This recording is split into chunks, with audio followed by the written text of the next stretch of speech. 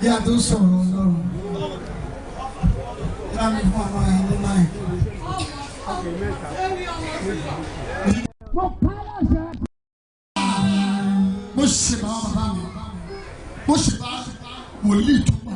I reference my father's God.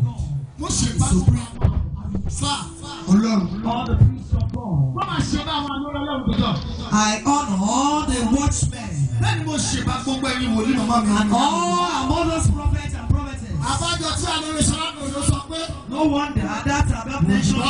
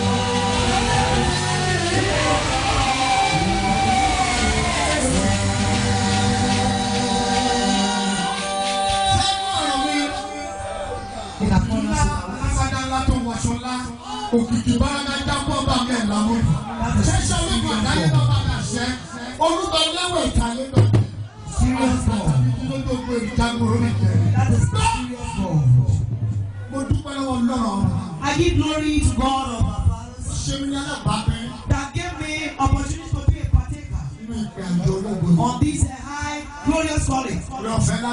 It is a great grace on my behalf, and I appreciate that grace. Firstly, we are going to appreciate God. Father, the person that has departed during the Christmas period, that person has been given the death letter ran away from January. Ran away. They are dispatching death. Your mind does not go to your neighbor. You will not receive that letter because you are here. Tell it to the other part of your heart.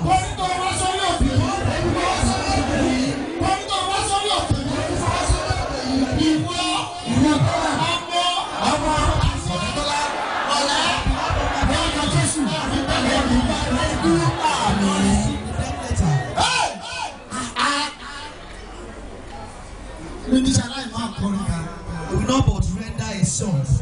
Please don't take offense. If I don't do that, I will not balance. Where you are sitting. If that song can lift you up, if you keep there, remain there.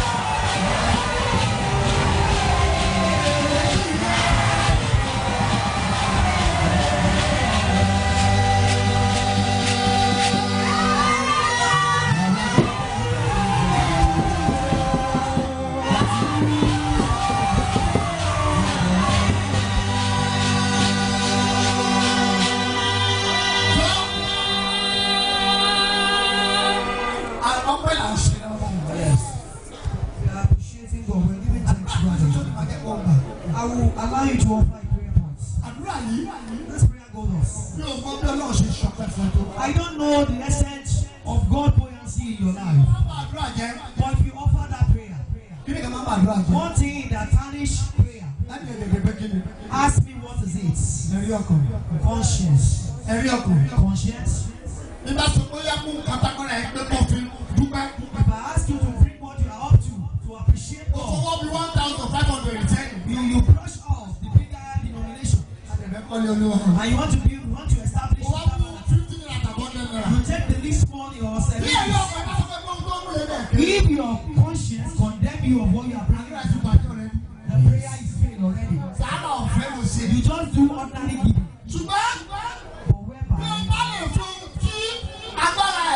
If you can give out within your capacity, Solomon went to Gibeon. He came to a fully crowd place like this. He saw people frowning their face. He asked them why they were burning.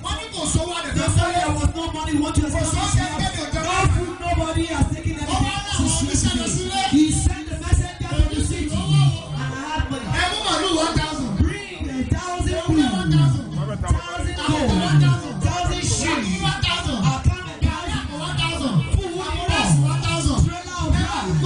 Bring them here. And about when everybody was working, they were satisfied.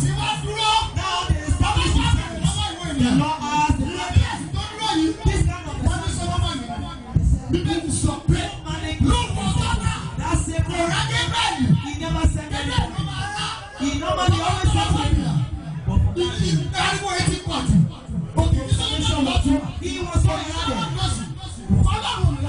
God did not send him on the way. He came down and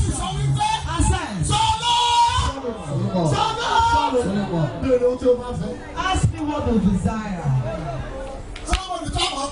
Solomon knew how to ask. The Lord told Solomon, that which he has never told anybody, I will never tell anybody. Tell Solomon, because you create joy in this room, before you and after you, by your right, as your left. No ending king that will be as rich as you, that will be richer than you.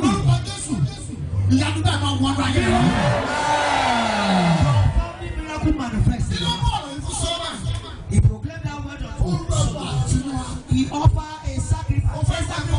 You want to offer such sacrifice? You want to offer a natural sacrifice? Many don't know the meaning of John Olabode. Want to know the meaning? Answering. Don't sit down here. They asked for the death letter. Answering. He soon draws it. Over the blessing is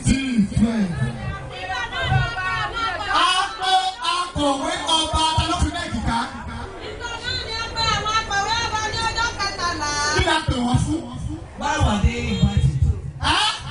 Why were they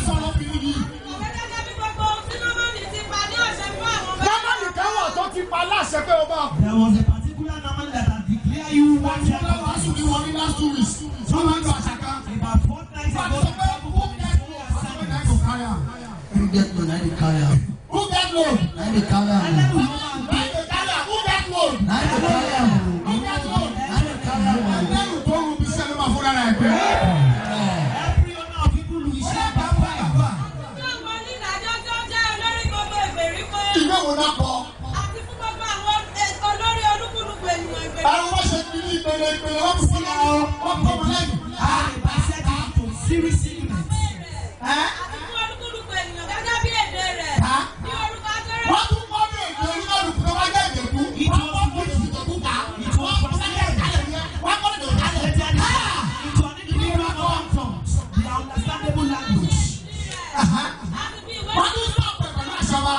I was inside by the sickness. Okay. To destroy and to kill. That is the 13 days of the first month. It signifies before the letter to you. We are here already. It means that not means you are.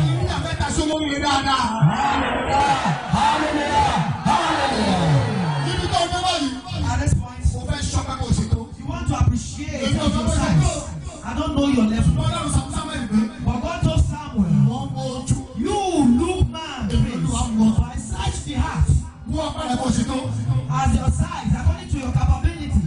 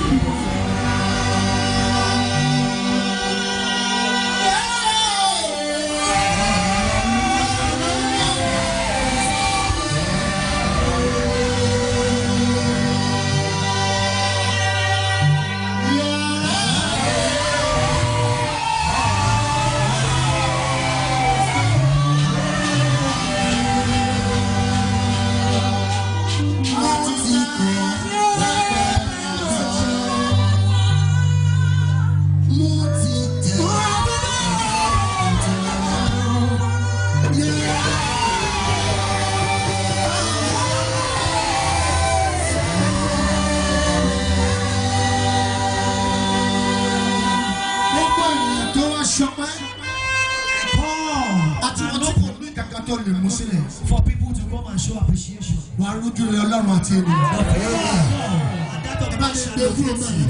Please, that is to the next.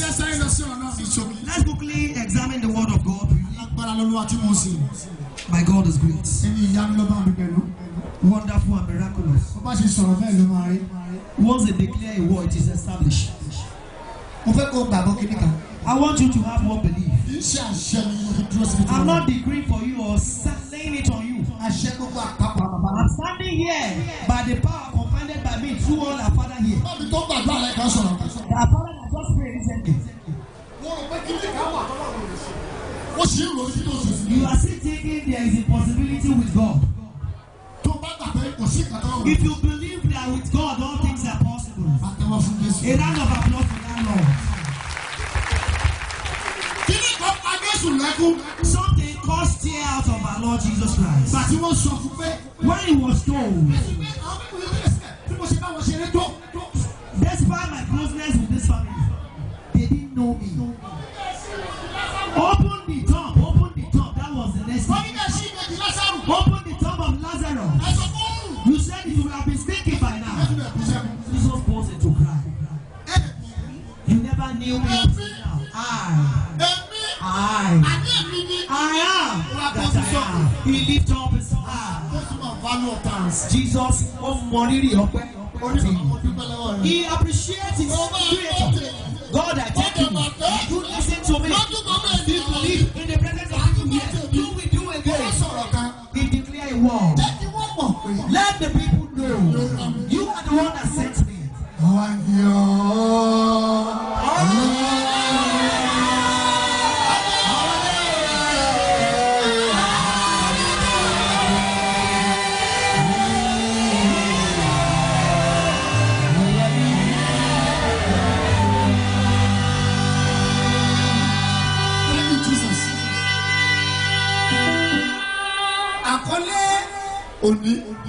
They brought you for this morning. Want our spiritual and physical and material tabernacle. After the completion, we are to dwell therein.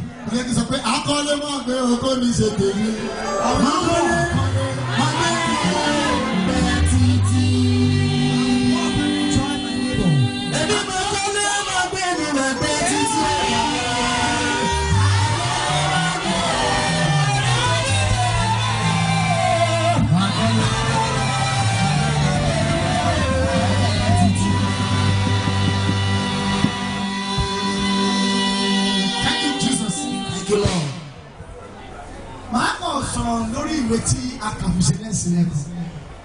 I'll just minister on that lesson. Hello.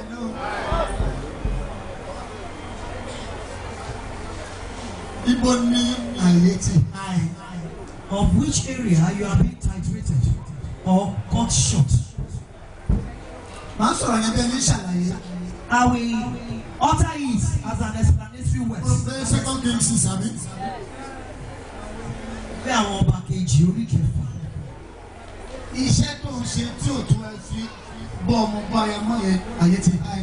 That's your insufficient job to manage the home effectively. It means you are being titrated. Our mother has spoke about the holiness. I will pray over it. I'm not going there again. I will not talk about that of your flesh. The person that borrow money to be here, will you ask that person to give an offering of 1,000 naira? Some people's money, the money they have, was exhausted that way. They break down from Monday to this support. Some money were limited at Maku. They tried to pacify the road was so narrow. At that point of confusion, because I can render 3 a.m. again. The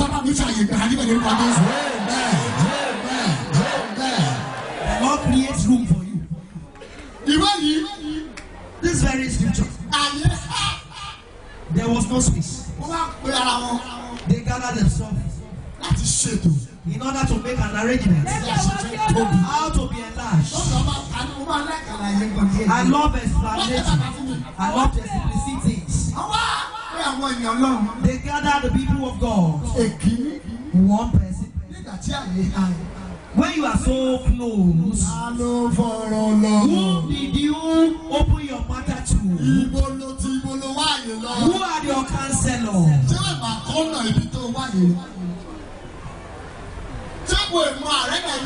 don't know the corner where you seek help to.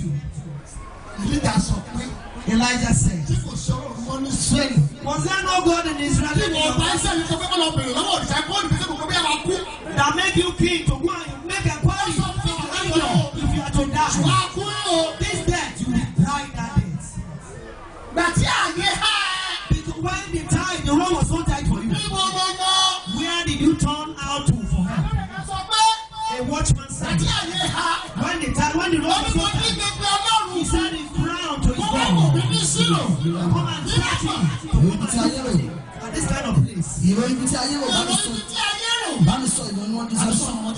Every evil touch. At this moment, you don't allow Satan to deceive you. Have you not been deceived by the devil now? Just a little bit. You've gone into a cultic. What is the cordiality between light and darkness?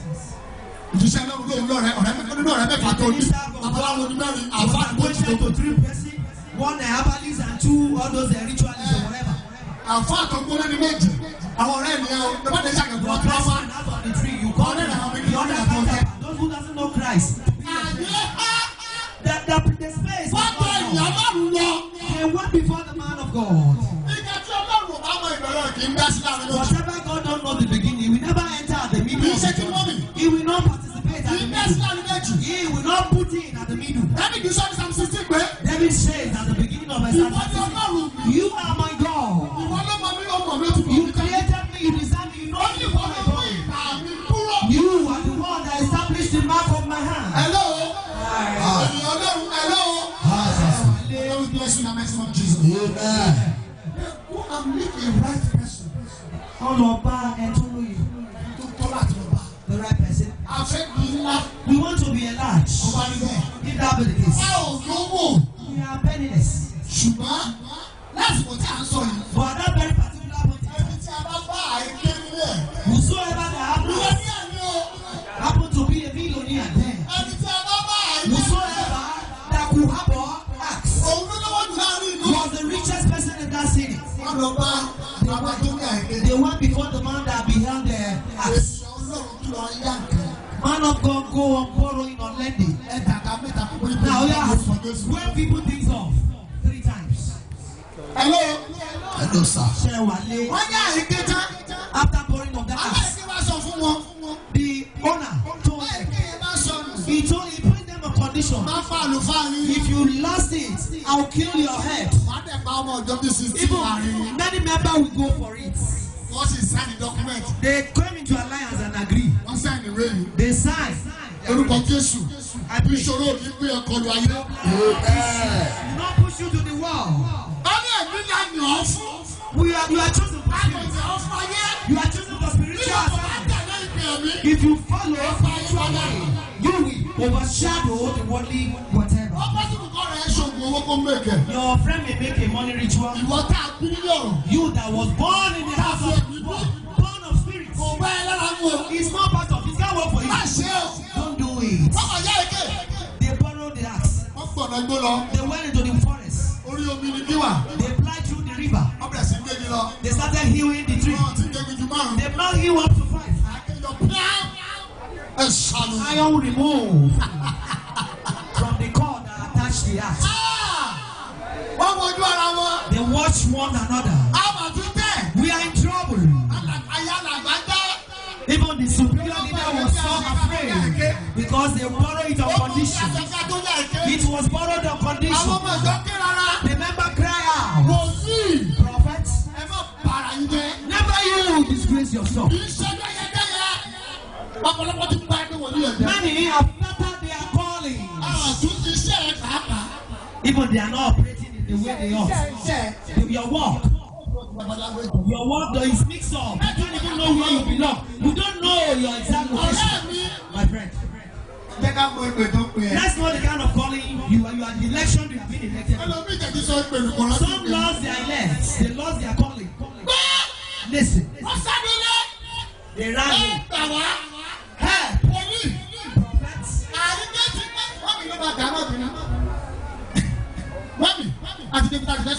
We are at the point that we need your voice. We are in trouble. The house is falling into the river. The greatest thing before man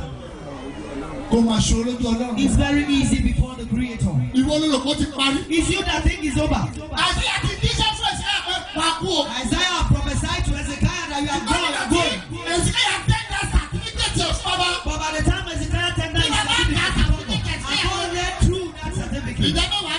Tithes, punctual offerings, even the other of service. The Lord called back the prophets whom he sent to prepare that 15 years have been added to his life. Then what happens is that my question is, where has it fallen to? Some are here. It's not because of their work, they are gone by fracas. It's something that God missing from you. Some will be looking at me. It's not even up to the money I used to dine and why would I got free? If not because of the problem that surrounded me. Henceforth. Amen.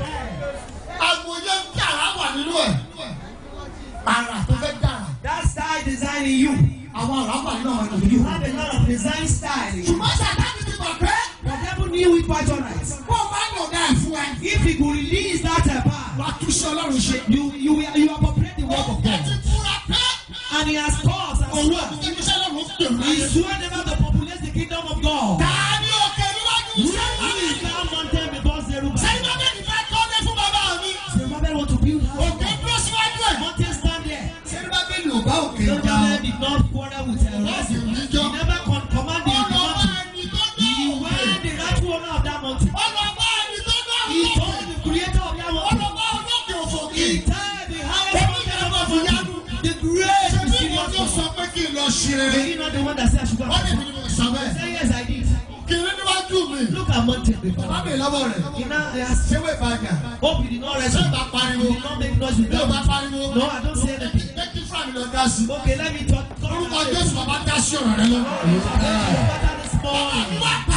My God prayer. You are down mountain. The Bible says it's remain plenty. You who that courage before you see them no more. Amen. They are the word of God. We are about to go. Father,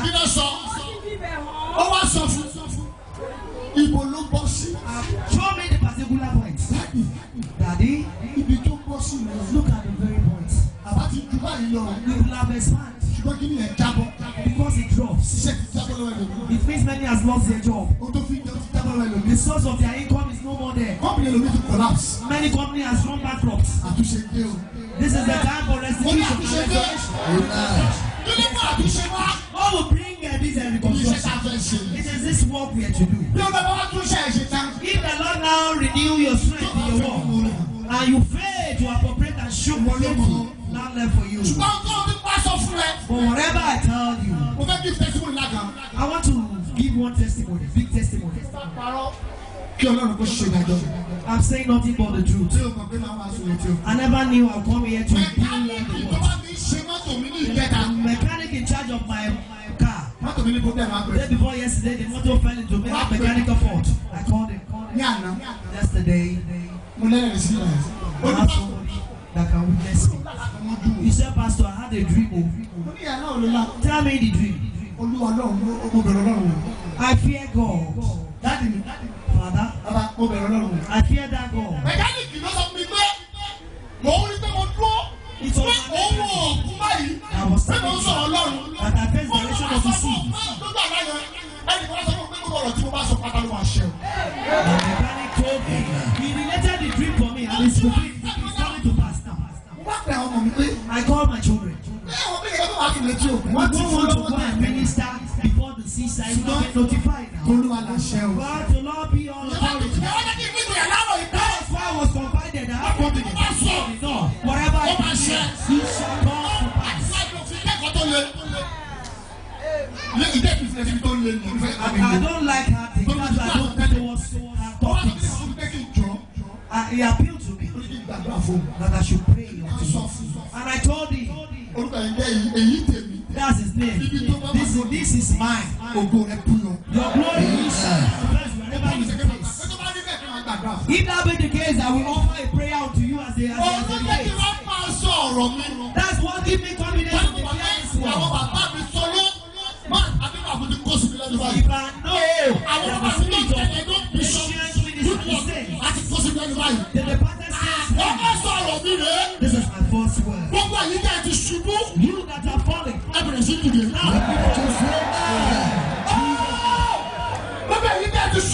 every one of you that have recorded casualties concerning your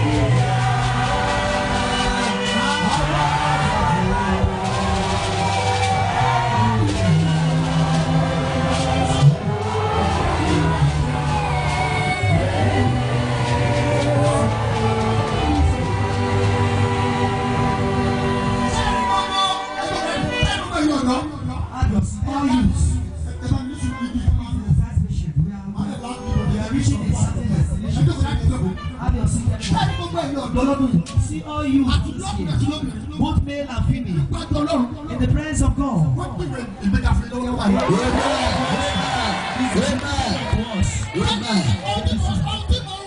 What I'm saying now, that which is done unto me, what I'm pushing out now. Let's bury here. Before we end this, in the name of Jesus.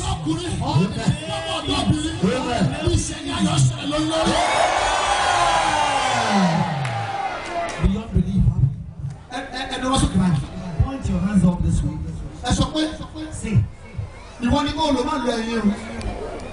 Use singular language. Don't use plural language.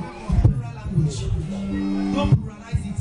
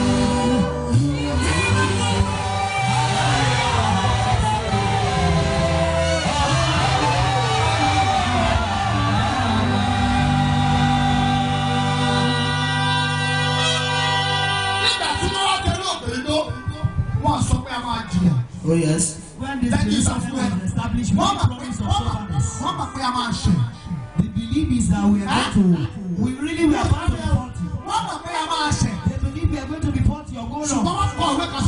But a written document on our behalf, we were told, even if you have, that God should forgive. And I decree, even the sin that caused you that failure, or level you find yourself, in the name of Jesus. The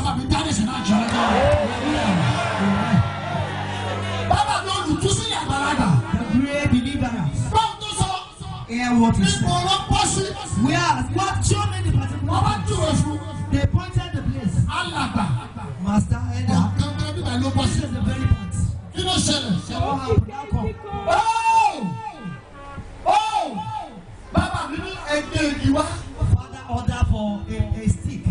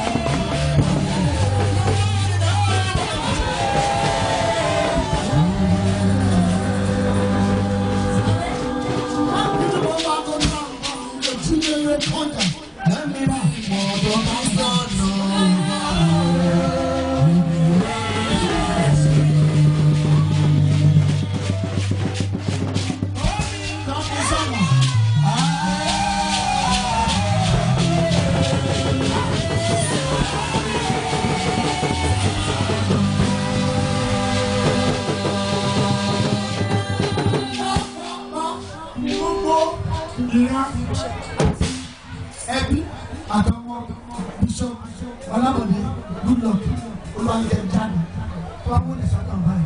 Àwọn àgbà ilé ìjọ. Gbọ́ wọ́n kọ́ ní àwọn ọmọ òde òdùbá. Wọ́n ti sábà ìlú sọ́dọ̀ ẹ̀mí o. Wọ́n ti sábà ìlú sọ́dọ̀ ẹ̀mí o. Wọ́n kọ́ ní káwọn fún àwọn ọmọ òde òdùbá. Mo sì fi bẹ́ẹ̀ ṣe àwọn ọmọ òde òdùbá láti máa ṣiṣẹ́ lọ kí wọ́n fojú ẹ̀rù. Listen to driver's administration, both the right and wrong one. Ìwọ́n léke bàbọ̀ láyé, wọ́n ní Ọlọ́run sì wá. Ìmọ̀ ṣe bá wọn kẹgbẹ́ rí.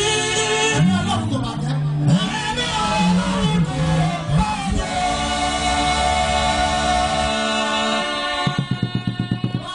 Bìsílò, àpéjọ, gbọ́sìnà, tọ́ra, bìsílò, bìsílò, bìsílò.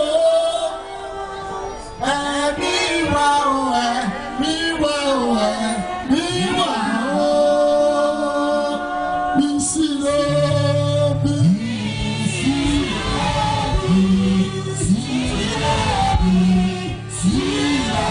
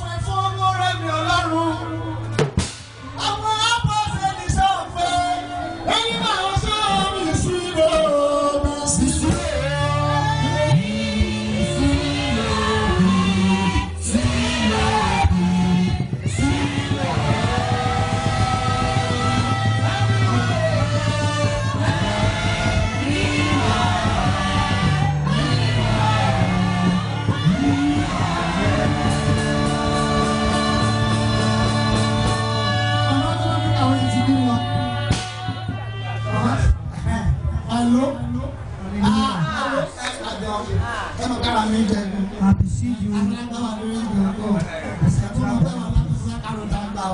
Torí mo sọ pé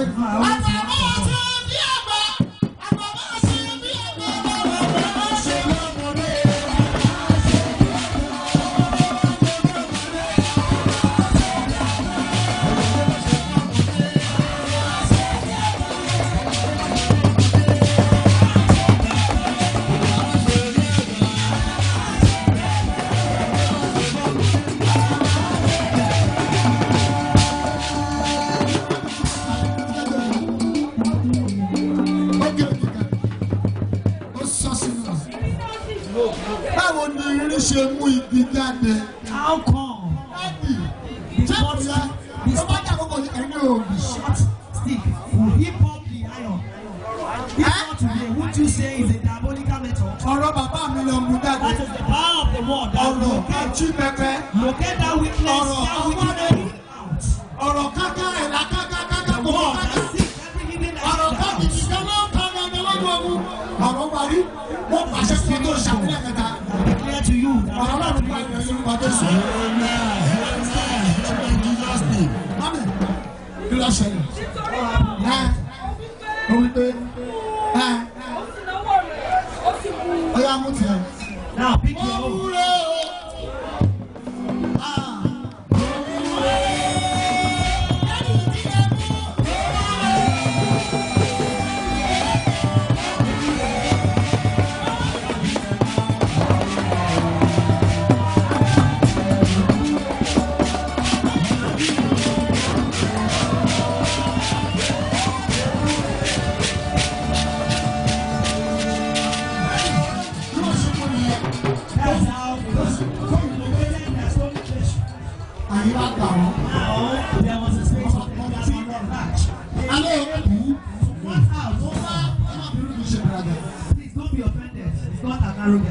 Mo wá wòlíì bíi méje. About 7 prophets. Yálà obìnrin yálà ọkùnrin. Be it male or female. Ẹ máa bí ọbẹ̀ ní o. Please. Ẹ bá àtúndùn mi iṣẹ́ ló bá fẹ́ ṣe o. You want to work for God. Ẹ bá mi ṣe nípa ọ̀rọ̀ tó wà láyé. So that you work for people.